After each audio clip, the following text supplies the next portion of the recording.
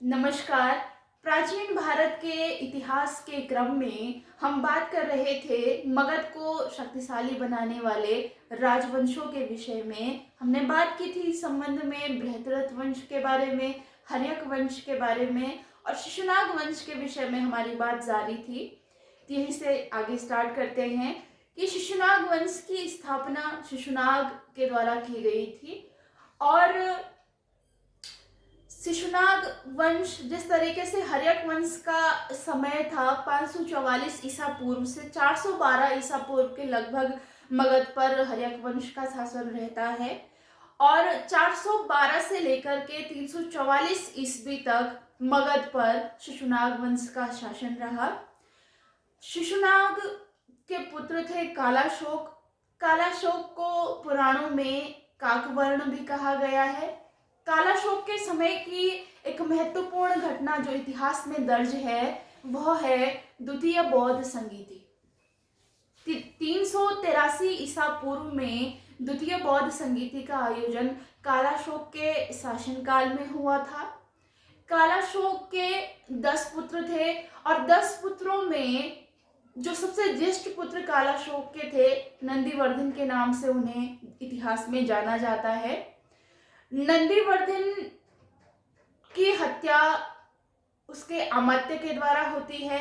अमात्य शब्द प्राचीन भारत में मंत्री के लिए प्रयोग किया जाता था।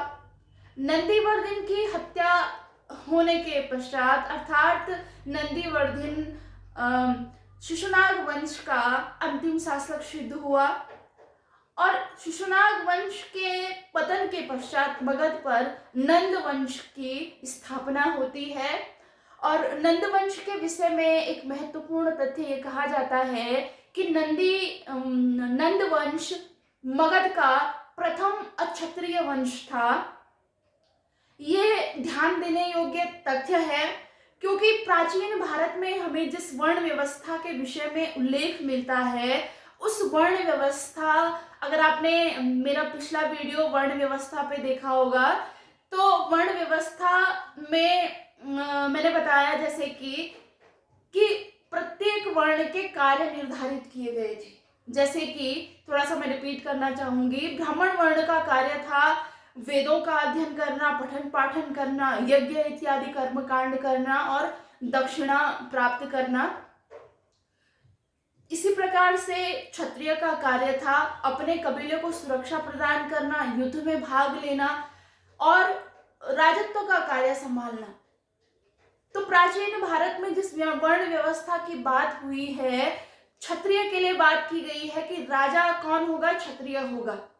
तो यहाँ पे ये ध्यान देने योग्य तथ्य इसलिए है कि शिशुनाग वंश के पतन के बाद मगध पर जिस नंद वंश की सत्ता स्थापित हुई वो भारत का, प्राचीन भारत का पहला अक्षत्रिय वंश था।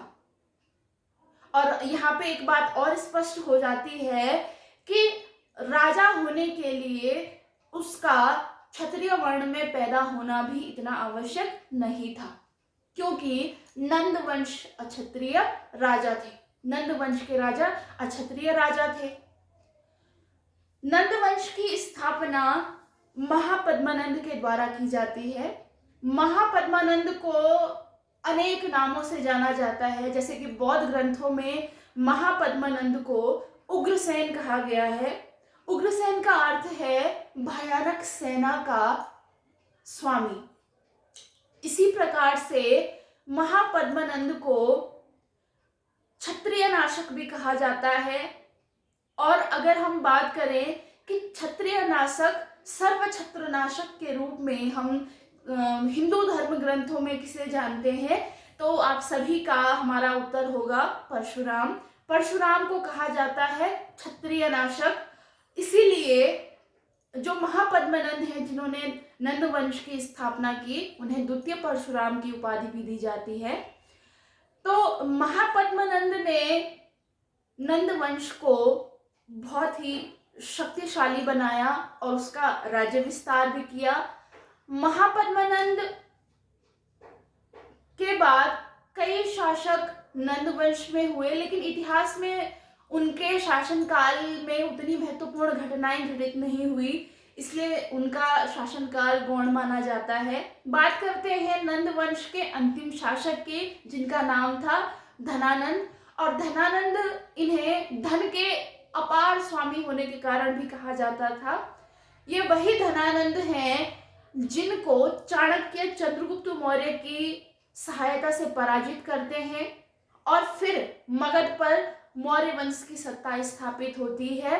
एक महत्वपूर्ण तथ्य मैं आपको बताना चाहती हूँ कि नंद वंश के धनानंद वंश का जब मगध पर शासन था, उसी समय मैसिडोनिया या मकदूनिया के सिकंदर ने भारत पर आक्रमण किया था।